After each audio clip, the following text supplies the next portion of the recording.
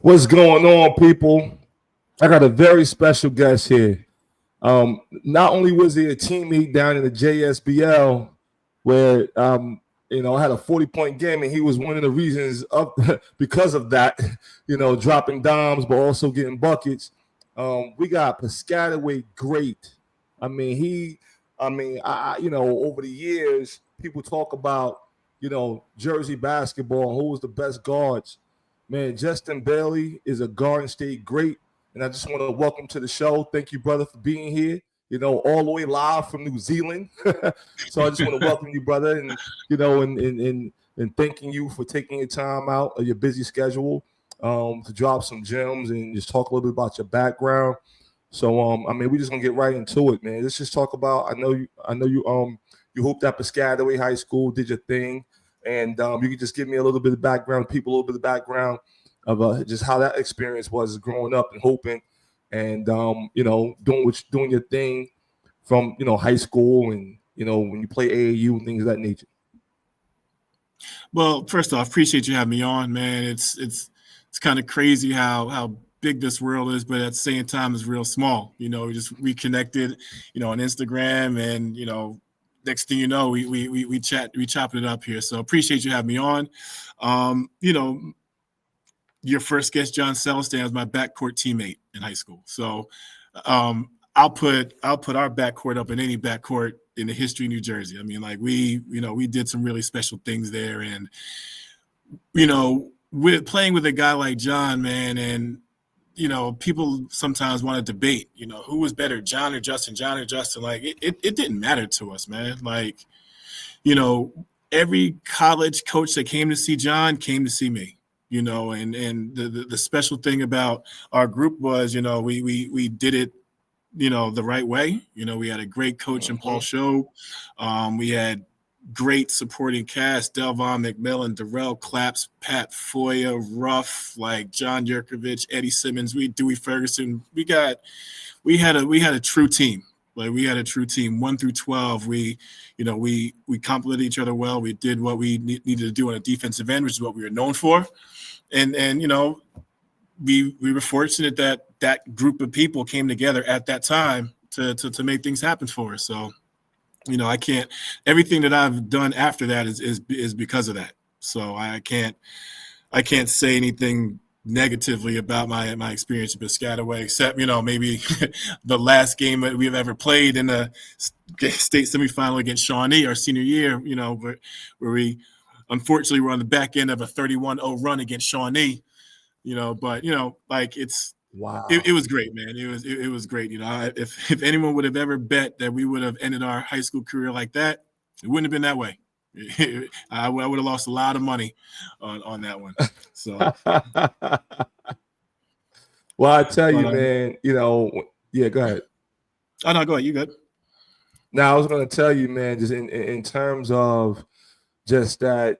Basically, man, crazy run y'all had back in high school, and the thing that you just said was very, very important. I think most people, some people know that team camaraderie, that right there, and I mean, you just off the cuff, you just named basically 1 through 12 off the cuff. That's how special a time that was for you, and I tell players now, like, in your high school career, you got 4 years. It goes by fast. Like, these guys are your brothers, you know what I'm saying? You got a bond that, is everlasting, and obviously you're a testament, to that and that team that you played on, Piscataway High. I mean, I was young, so I really didn't know a lot. But like I said, man, you guys had to did some incredible stuff. I mean, I would, in other words, you put Piscataway on the map. Would you say that? Yeah, I would say that. Piscataway was a football school that, in the past, and Shobe coming in, and we had great coaches: Curtis Bynes, we had George Rao, Gary Winfield. We had help with Rich Leary and the AAU guys, and Coach Martin. So we had, we had great players, but we had a great coaching staff with us. So they held us accountable. We did the extras. It wasn't always the prettiest of things. You got a bunch of 15, 16, 17-year-old kids who, don't know the way yet. And we got these experienced coaches that are holding us to a high standard that we may not have seen yet. They probably had the foresight, like, yeah, this group could be special. When we're doing summer camps in the 8th grade at all the middle schools, and I'm sure Show was probably like, well, we got a couple kids in the Arbor section that's pretty good, and Delvon and Gramercy are pretty good, and John and the Heights are pretty good. So if we stick around with these guys and do it the right way, then there's a chance. And it happened that way. And it happened. So it's interesting as you just explained that, right? Described that, like, back then, that was to me in the formula of guys sticking together, that they played together when they were younger, and then they went to the same high school and they made basically magic because they stuck together. They've been around for each other. And now you got many cases where it's like, yo, you got one kid saying they're gonna go to this school over here, private school over here, and that, and they might have been playing together for 2, 3 years, 4 years, but now it's all kind of like, yo, I don't feel like, this is what some of the kids say, I don't feel like I can get a shot if I go to a public school. So, you guys basically was like, hey, listen, we stayed together, we sticking together, you got good coaches, and you guys made it. I mean, you guys made it happen, man, which is dope. I'm all for the kids sticking together, and putting basically when you guys win a group stage championship, that wasn't for just the school, but that was for y'all town, which was so dope. I think it was so dope. Yeah, I couldn't agree more, man. I mean, being over here looking in on the U.S. game from the outside, players are reclassifying and changing schools and this and that and the third. And I think there's something inherently special about doing it with your group. The kids that went to the middle schools, grew up, came together. We didn't need outside help. We got in and we defended. It's weird how this thing happens, man, because somehow I'd seen someone from, I think, Edison High School had recorded one of our high school games and threw it up on YouTube. Wow. Grainy and everything. Wow. 2 games. You must have been an Edison fan, threw the games up. And I'm looking back from my coaching eyes now, 48, coached a lot, seen a lot of basketball. I'm thinking and I'm watching, I'm like, wow, we really defended. We really, really defended. People talk about what Piscataway defense was about. Being in it, at the time is different from looking back at it from a different point of view. And we pressured the ball, we helped each other, we rebounded. That's a tough thing to play against, even nowadays, and even with the amount of spacing that's in today's game. And I'm thinking wow, we actually were pretty good on the defensive side of things, So it's just I agree with you, man. Just being able to do it with your own group, your own kids, not people transferring in and out. And if you play 5-6 years together, something's bound to happen. Me and John been playing in the same backcourt since 8th grade, 9th grade, 10th grade, all the way to our senior year. So there's a chemistry, offensively and defensively. There's a huge sense of trust that's bonded between us, and it's us as the leaders of that team. Like, everyone else can just follow suit. Even though me and John may not have gotten along all the time with things, there were definitely some friction points that we won't put on for everybody, but there's definitely some battles that we had together with us and the coaches. But from a grand scheme of things, we were about winning, and we won together, and it didn't matter who got the accolades, man. John was all state, I got a little all state. You got to guard me and him, and the both of us got to guard you guys. So we're a package deal, man. Batman, Robin, however you want to put it, doesn't matter. We just got it done. Man, that's just so dope. I mean, it's so dope to listen to that, man. And these are the type of things, like, you're 48 and you look back, so many years ago, and this was like the foundation that, basically once you left high school, you had the opportunity to play at Division I at the University of Hartford, man. Just like looking at your stats, and I was like, dang, man, people don't understand how difficult it is to average 20 points from Division I level. And I saw that, I mean, you held it down there, man. So tell me a little bit about that. First of all, I'd probably say You never know who's watching. I'll say that you'll never know who's watching.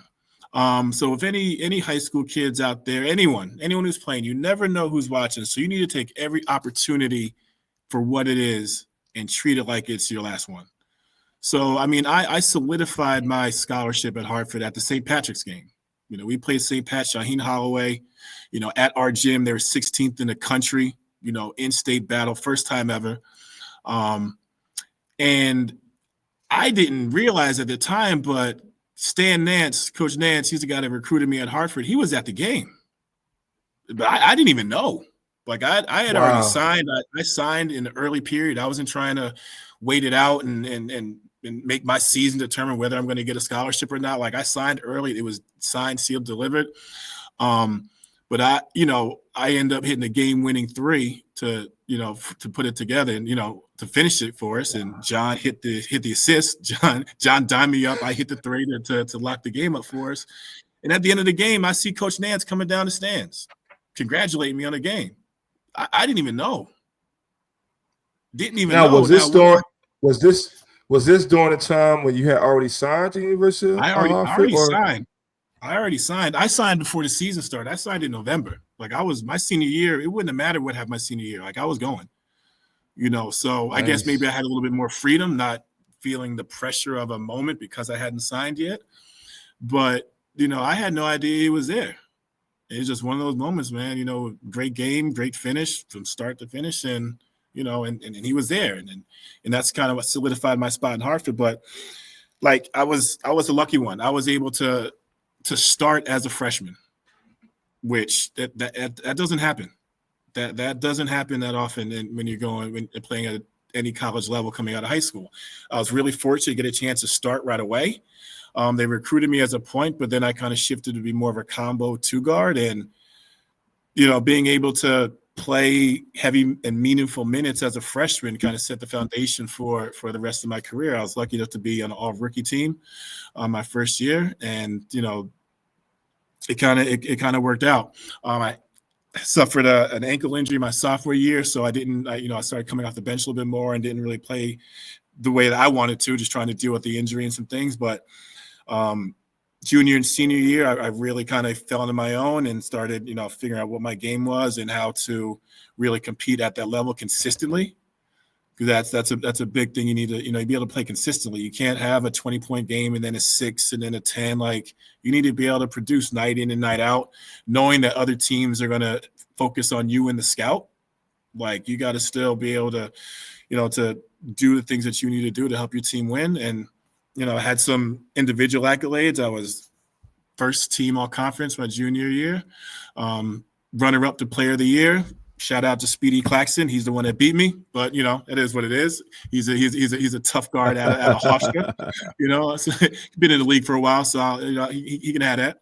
But I just had a really good career. I had the opportunity to play early, which allowed me more time to play. And almost a 4-year starter, ended up with almost 1,800 points, fourth all time, and just really, really just had a really successful college experience. It's crazy, man. I was reading, man, you scored like 1,000 points in 2 years. And this is like, man, like that, I think your junior and senior, you scored like over 1,000 points in 2 years. And I was like, wow. I said you were really getting busy the last couple of years, man. That's big time, man. I didn't even score 1,000 points in high school. I scored more points in college than I did in high school. Yeah. It's crazy, man. But that's a testament to, you could talk a little bit about it, but that's when you work hard and you develop your game, you don't you don't get worse. Like, you get better, mm-hmm. Right? So obviously, once you figure things out on the college level, it was like, oh, this is the way we got to do this. This is okay. And you found the groove. And I mean, to be running up to Speedy Claxton, and those that know Speedy Claxton, I remember he played, he went to Hofstra, but I remember him when he was in the 76ers. So It was like, yeah, I get that. I definitely get that. 76ers, the Spurs. Yep. No doubt. I think what allowed me to score so many points is I played both sides of the ball. Like, I was a two guard, so offense is running. I'm getting a lot of looks on offense. but I played defense. I was always tops in the league, tops in the conference in steals. Steals lead to fast break layups, easy buckets, getting fouled so I get to the free throw line. I scored almost a third of my college points from the free throw line. So I scored almost Wow. I scored almost 600 points from the free throw line. So, through Wow. defense and just the type of player that I was able to get easy opportunities to score. If I had one game, I think I went 21 for 24 from the free throw line. Like I found ways to get to the free throw line. That's the way I get easy buckets. So those things add up over a period of 4 years. So the players out there that's listening, listen, you can get easy buckets by playing really good defense. Right? Like Really good that's a defense. way. I mean, high percentage buckets, layups, transition threes, getting fouled to the free throw line. Like you can score easy buckets by playing defense. Absolutely. Absolutely. So now after your career, your stellar, like great career at the University of Hartford, now you transition to like, hey, you entered to the draft. All right. You didn't get drafted. Now, what was that thought process like after college? Like, yo, what's the next step? Like, what were you thinking? Well, look, I'll keep it a buck with you. I'll keep it honest, man. Like I wanted to go to the NBA, but the reality is there's so many great players out there, man. It's hard coming from a small Division I school, weighing a $175 and you're a two guard, right? It's hard. It's difficult, right? I mean, I used to work out a lot with Ray Allen, because he was at UConn, and we played 1-on-1, and he beat me 7-2, and it wasn't even close. Wasn't even close, man. So I'm having a reality check, like, maybe the league might not be, you're not exactly where you think you are in terms of getting to the league. And I had a practice. I was actually talking about this story in one of my classes today. I had the 76ers come to a practice my senior year, and coach grabs his chair, puts it right on the side, half court, folds his legs, has his board out, and he's writing, he's jotting, he's there to see me. And I tell you, bro, I had the worst practice I think I've ever had in 4 years at school, yo. Like What? I couldn't hit a shot, turning the ball over. It was bad. It was bad. It was awful. And I'm just kind of thinking, like, man, there was a moment that I had. It probably would have been better if he was up in the stands and I didn't know. But I had a moment where I could have possibly gained some traction in terms of the NBA dream, but yeah, it was a bad day for me, and it didn't work out. So the combination of those two things made it feel like, maybe overseas is probably the better route for if I want to continue playing this game. So yeah, I was able to go overseas. My first job was, well, first off, not every overseas experience is going to be a good one. All right. If you're going to make a career in playing basketball internationally, man, overseas as an import, you better have some tough skin right off the bat. So I earned a job in Switzerland. My first job, I'm excited. I'm over there, a couple weeks in, I'm at practice, and next thing you know, I see another brother walking through the gym. I'm like, hold up. What's going on? Yeah, there ain't too many of us over in Neuchâtel, Switzerland. Next Right. thing he's a dude in the bag. He's lacing his shoes up and everything, and next thing you know, I'm on a plane back home. And that's just that's how it go. I mean, I had those experiences. I had a couple teams, and I was looking like, yo, this guy not on the team. Like, what's going on over here? And it just heightened my awareness to be like, all right, well, y'all gonna put me against this guy in practice, then like, yo, I'm fighting for my job, I'm fighting for my livelihood. And that's the part that, as you said, man, it could be very tough, in those environments. And you got, like you said, you got to have thick skin. People say, hey, I want to go overseas and play basketball, but do you really know what that's like? Yeah. Even understand, what that's like. And then, when you're dealing with the agents, you're dealing with the business, you're dealing with sometimes as I would say, not the best general managers or organizations. Language, um, language. You don't language know what they're barriers, saying, sure. You don't know you what know. they're saying. Yeah, so like that unfortunately that didn't work out.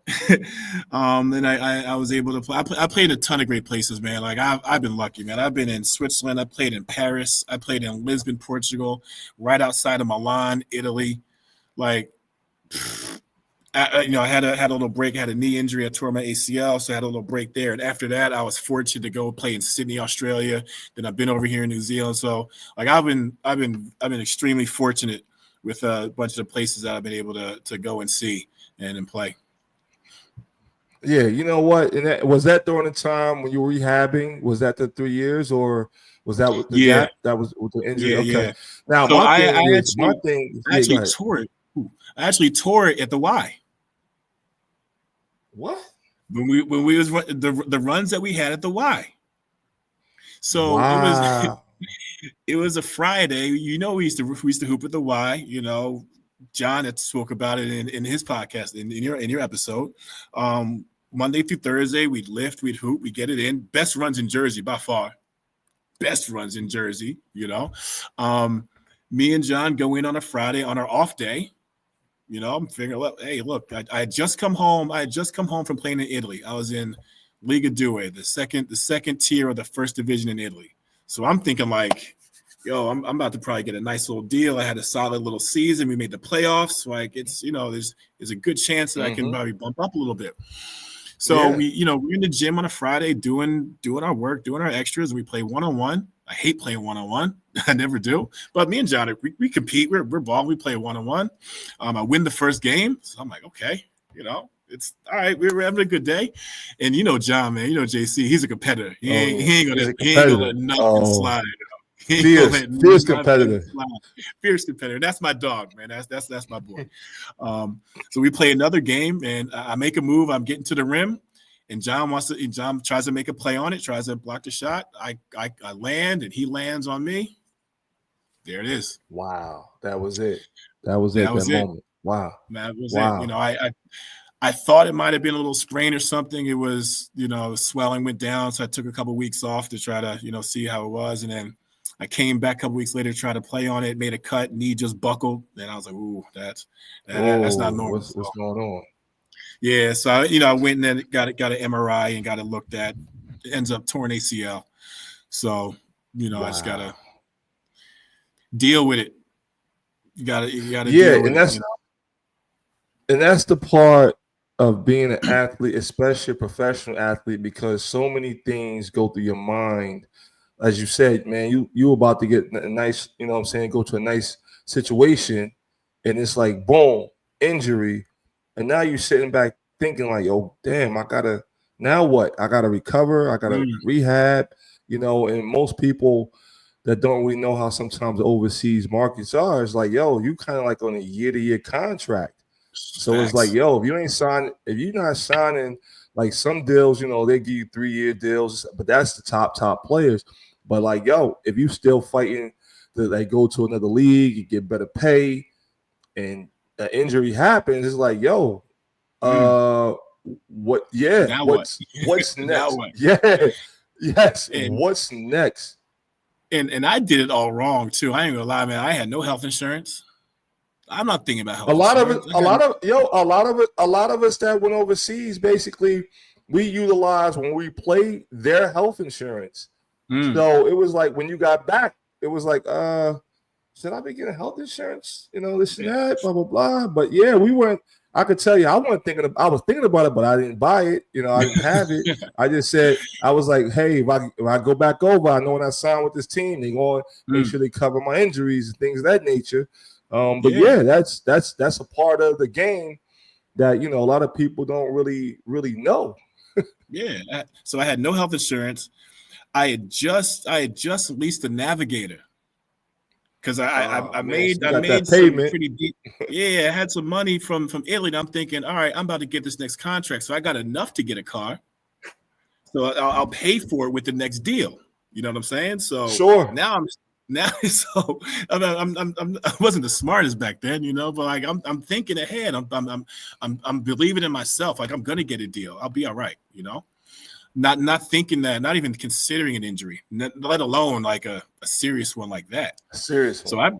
I've got to navigate, like, pun intended, like I got to get surgery. I got to rehab. How am I going to pay for this car? This How you gonna pay $500 a for the month, car?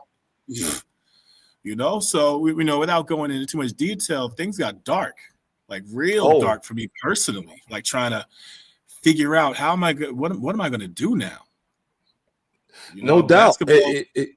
Yeah. No Yeah. doubt, man. And you suffered a major injury, right? So that is kind of like, man, the biggest thing that you want to try to stay healthy when you hooping, right? Some people basically, depending on how much money they make, it's like, yo, I got enough to put to the side, but I still need that deal because I'm like an actor, I'm like an entertainer. That hey, if I'm not having a contract, I'm not really making any money.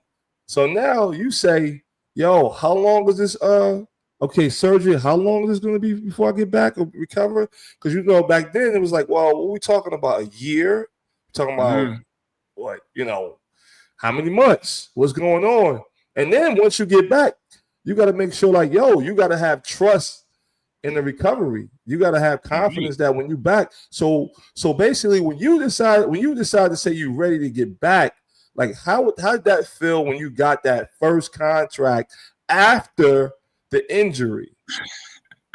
Man, look, I was lucky. Like it's I was lucky. So the rehab was for like 12 months. So I would, man, listen, my rehab 3 days a week, 3 hours a pop. I'm doing stuff on my own. I gotta work, I gotta find a full-time job to pay for all this stuff, and I gotta get into the gym and get right to play. So I used to drive an hour down to Jay Will's house and shoot at his crib like 5 in the morning, go to work, Wow. go back to his house for another hour of some work. So like the schedule on the ground was crazy. But when I was able to get that deal, man, I was just happy. Like I made a choice that, an injury wasn't going to end my career. I'm gonna give it a shot, and if it works, it works. But if not, it is what it is. But I was Yeah. very fortunate to, I got a little tryout with John's team. John was actually in Germany working out. So I got a chance to kind of work out with his team for a little bit. And while I was there, I got a call to go over to Portugal. So I got a chance to go to play in Portugal again, FC Porto. Um, Finished that season off, made the playoffs, lost to the semifinals of Herman Alston, of all people, the Herminator. Ah, Herm, that's my guy. Yeah, I'm gonna have yeah, Herm on the show too, man. He just wrote a book. I just got his book. Matter of fact, this is book right here. yeah. Shout out Yeah. to Herm. His team put us out in the semifinals, and he's a bucket. Whew, he's a bucket. Oh, But yeah, the so I Herminator. got that, and then I was lucky enough to get a call to go play in Australia. They needed an experienced guard. I was relatively cheap because I'm just coming back, so that kind of springboarded things again. And I look back on it, like ever since the Sydney Olympics, I always wanted to go to Australia. And, I think Sydney is like if New York and Miami had a baby. That's the way I kind of think Sydney is. And I was so fortunate to play there, but oof, I partied way too much. I partied way too much in Sydney, man. I ain't gonna lie. I think I was just so fortunate to be back in the Yeah, swing you of was things, like, man. man, I right was back in the wild. swing of I was things. wild. You out there in I was Sydney, wild. man. Yeah. Beautiful, beautiful weather. Beautiful Yeah, spot. summertime, English speaking. Yeah, bro. I was wilding. Man. So I mean, it's so interesting. So you get over to Australia. How did you end Yep. up, in terms of going from player to coach? Because I know, first of all, you won some championships, man. So let's put that out there. You won some chips when you was overseas, right? I think it was what, Yeah, three? yeah. I got two as a player, and I'm on two as a coach right now. Two as a coach right now. Nice, So I nice. got I got a chip in So Kazakhstan. I got a chip in Kazakhstan. I did Kazakhstan see of all that. I places. did In all see places. that. So I played in Astana, which is this Jersey thing is crazy. Jerry Jones, you remember Jerry Jones, that guard that used to put in work down in the Jersey Shore, went to Ryder? Of course. Jerry Johnson. Yeah, he ended up playing over there for a while. So I got a chip in Wow. Kazakhstan, and then I got another one here in New Zealand. So in the league that I coach in now, I got a chip in 2009, was Finals MVP. So that was special. That was really special.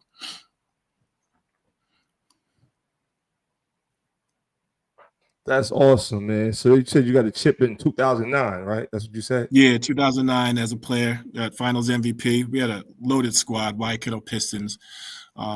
Great players, Wow. man. Tom Abercrombie, he's a New Zealand breaker legend. Pero Cameron, he's a FIBA Hall of Famer. Coached by Dean Vickerman, who's the head coach of Melbourne United now, man. We had a squad. We had a squad. So fortunate to be a part of that. And that kind of helped me, end up being over here in New Zealand. Like just playing over there. Plus I played. Yeah, that was the. Yeah, I was backing up a little bit. No, I was going to say that's what I was saying. Like how. Yeah. So after playing, we got a little bit delay, so I'm gonna let you speak. Oh, okay. So so after playing in Sydney, I went from straight to Sydney to Otago, which is like the southern part of New Zealand. So I played in the New Zealand League there. That was 2007. Then played a couple other places, then came back in 2009 for the Waikato team where he won a chip, and then retired for a little bit, and then came back again in 2012 for North Harbor Heat, which is kind of like the region where I live now. So yeah, so that's how I kind of got my foot in the New Zealand kind of game, playing against players here all those times. So so once I finally retired, I came back to the States. Then I got into teaching. Retired from the game, got back into teaching. So because the coaches in the States, you got to be teachers at the school. I wanted to coach, so I got to be a teacher at the school. So I was in Florida, with my now wife Liz. She was a teacher in Florida, and I took a test to say, look, you're good enough to teach math. So as long as you get hired, you can take these college courses. You can be a teacher. Cool. So did that. Coached for 3 years in Florida. Won a chip in the team that I was coaching at, Pedro Menendez High School, and then little difference of opinion of coaching styles there. I got let go as a coach. Apparently you can't tell your kids to F and rebound. Swearing is, taboo. And that was 2016, and decided to transition over here to New Zealand. My wife's from New Zealand. We came over here as, unfortunately, her stepfather was passing away. We came over here to kind of say our goodbyes and, just chatted with some people. Talked to my friend Paul Hanari, who was the coach of the New Zealand Breakers at the time. And I was like, look, we're thinking about coming over here. Not too much really going on in the States, any opportunities. So he was the head coach. He was like, yeah, I remember you. Like we're cool. Ended up being a team manager for that team and an academy coach. And that kind of got me in the coaching space in New Zealand. Well, I tell you, man, the whole idea when we talk about networking, right? And he said, I know you and you're cool. Now, what people sometimes don't realize is that I know you, but you're a butthead. Those opportunities not gonna come your way. Nah. So Nah. So for you to, basically a testament to your character, professional, educator, but also said, man, we're in Florida, but hey, we got to go back to New Zealand. Hey, maybe we don't go back to Florida. Let's stay in New Zealand. And now you've been in New Zealand for how long now? Shoot, it'll be 10 years next year. Wow. Came out 2016. Yeah. Wow. And it's funny how that networking thing works, man, because I was looking at, maybe some college opportunities, and I hit up Joe Jones, college coach at Boston University. He was recruiting me when he was at Hofstra with Jay Wright. And I saw they had a position opening. So I hit him up. I said, look, I'm thinking about getting into coaching. I saw his position opening. Can I even, what do I need to do? He was like, yeah. I said, look, man, that position is pretty much full. I got a guy in mind. If you want to get into the coaching, you should probably go where you've got the largest network. And at that time, my Wow. largest network was in New Zealand. I played there New 3 Zealand. seasons. I played with people, and that's kind of how it worked. And now I'm almost 10 years in the game over here. Wow, you know what? That's a real gem right there because a lot of people, when they get done, playing basketball, they want to stick to, because they love the game, especially they play at a high level. So they say, well, man, I want to coach. But it's like now you just dropped the gem saying, listen, if you want to coach, you got to go where your network is, right? You got to know what Mm, people know who you are. They know your background, they know your body of yeah. work. They know what type of person you are. So that man, that's super dope, man. 10 years over there, man. Yeah, I mean, I've traveled around the world, but I've never been that far. when you told me like, yeah, man, we can connect, but I'm like a day ahead. Like, how many hours ahead are you again? Like 18. Look, it's 4. I'll put you like this. It's 4 o'clock Tuesday afternoon. I just finished school. Right. Wow. So people on the East Coast, right? It is now 12 a.m. All right, it's 12:03 a.m. And it's 4 o'clock over there. So yeah, I tell you, man, this has been a wonderful experience. And before I let you go, man, I just want to bring it back to like there's a lot of delusion that we have with kids, with parents, with people, basically saying like, hey, you can be a pro, you could be a pro. And I don't know if people really understand what that means. They just kind of throw it out there kind of lightly. So I got a couple questions. One, what do you think you can basically give in terms of information of if somebody says they want to be a pro, what does that take? Well, first off, you like you got to be good.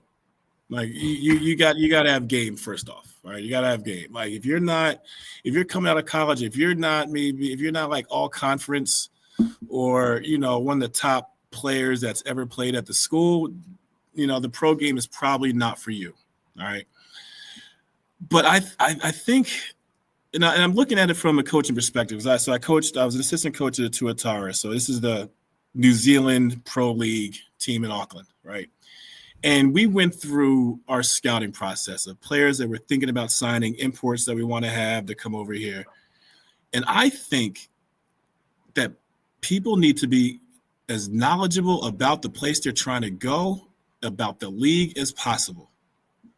Like understanding the style of play. Is it an up and down league? Is it a grinded out half court type of league? Like, does it have a stepping stone to a greater league? Like, I think playing in New Zealand is one of the best places in the world. Because outside the NBA, I believe the Australian Basketball League, the ANBL, is the second best league outside the NBA. It's English speaking. It's summertime when you're playing. All of the games are on ESPN, and it's high level competition, right? You can go to Europe and you might make $1.5 million, but you're going to be in Lithuania where it's like -15 and it's cold and you can't speak English and you don't know what's going on and there's smoking in the locker rooms. Like you might get a bigger bag over there in some of those places, but in terms of English speaking, quality of life, quality of play, marketing, and exposure, playing over in this part of the world is a gem. Like Kenny Smith is getting involved with the NBL with the Next Stars program. I think there are definitely some former NBA players who are owners or co-owners of teams in the NBL.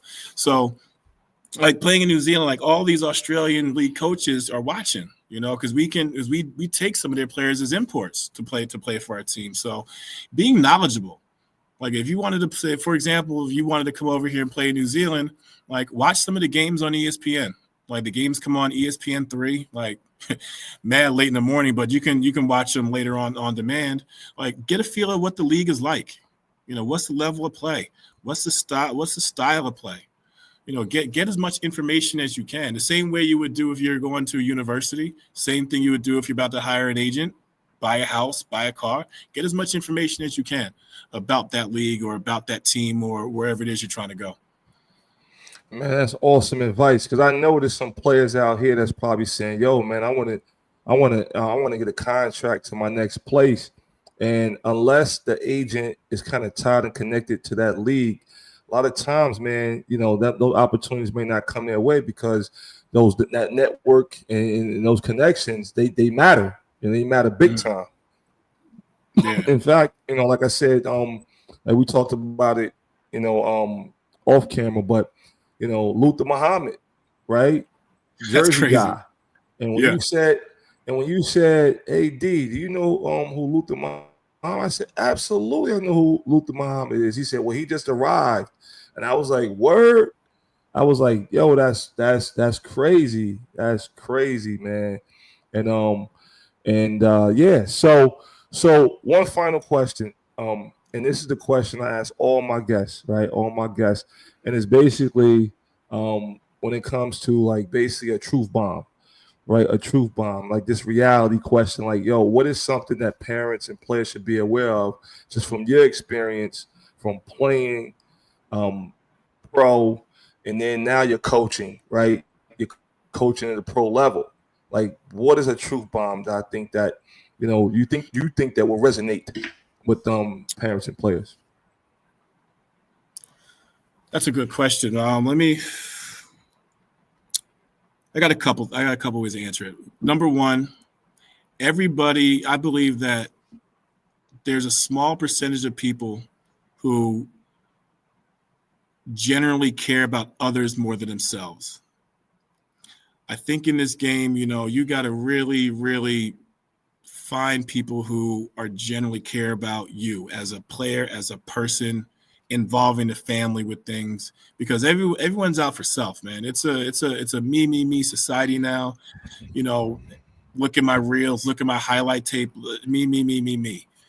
So being able to find someone who's truly in your corner, who has your best interest at heart, is key. So that's why I applaud what you're doing with your company and your business. Like you're bringing people on, you're sharing your knowledge, your expertise, because you actually genuinely care and want other people to have experiences that we've had. Have better experiences than Absolutely. the ones we've had. So finding people like yourself, who really genuinely care about the other, someone else who's trying to get on, who's trying to climb that ladder, man. I think that's key. And second thing, just from a pro perspective, man, if you're going to be a pro, you need to be a pro, right? Stop sending highlight tapes. I need to see a full game now. I need to see a full game, because in highlight tapes, nobody misses. Everyone shoots at that 100% in highlight tapes, right? I learned a lot this year, and I need to watch a full game or a half. I want to see can you defend these multiple actions? Can you stick to the scout? Can you do the little things that we need to help the team win the game from the defensive point of view? Like I know from now on, like I'm definitely looking at that. If I end up coaching with this team again next year, like I'm definitely looking at tape and the defensive side of things. We really fall in love with the offense and the scoring. Can he shoot the three? Can he stretch the floor? Can he make good decisions? But can you lock and trail and stay on your guy? Can you not get clipped on the screen? Can you X out when the ball gets rotated? Can you follow the scout? Like those are the types of things that I'm looking for. So if you want to be a pro with longevity, make sure you can defend. You got to be able to defend if you want to stay in this game, man, because there's always going to be room for someone to defend. Yeah, yeah. And the thing is, my man, on one of my other episodes, my man Kyle Anderson Sr., he said, "Man, I never heard a coach tell a player you rebounded too much." Never, never, never. You're getting too many steals. You're taking too many charges. Getting too many deflections. I never said that to nobody. Never heard it. You never heard that before, man. So it's like those are some real keys, man. And hopefully, just not the youth, just not the college guys, but really, guys even in a position where they're looking for their next opportunity, and maybe they'll hear what you just said, because it may be some gaps where they need to get better on defensively. You know what I'm saying? And now we got, like you said, there's people that just basically think that they can send a highlight and think that's supposed to get somebody's attention. People want to see the full game, man. They want to see And how you react when you miss. mm, and the good thing about this, man, the way training has changed, man, with people playing against 2 and 3 defenders, you can work on your defense while you're working out.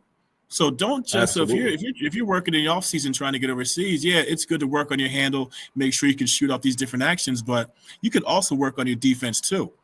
Like I think was it Drew Holiday? I think there were some clips online about Drew Holiday working on his defense. Work on your defensive bag as well. Don't just limit your offseason to the offense. Work on your defense too. Absolutely, man. Well, listen, man, JB, it's been an absolute pleasure. And whatever you got coming next, hopefully they sign you to a nice contract moving forward. And by the way, man, what are you teaching? What are you teaching? Man, I teach high school math. Oh, nice, nice, Yeah, grades nice, 9 through nice. 12, high school math. Yep. Oh, nice. That's awesome. That is Yeah, awesome, man. that's the So, real man, job. listen, The thanks. coaching stuff is secondary. The math is That's the the real job. that's the real job. That's the real job with the benefits. Yeah, with the benefits. Yeah, for sure.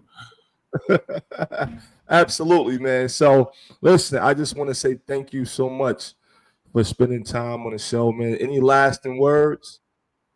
Nah, man, just keep doing what you're doing, man. I'm loving what you're doing in the space. You got a product that people need, man. There are big hoop dreams out there, and parents don't know what's going on.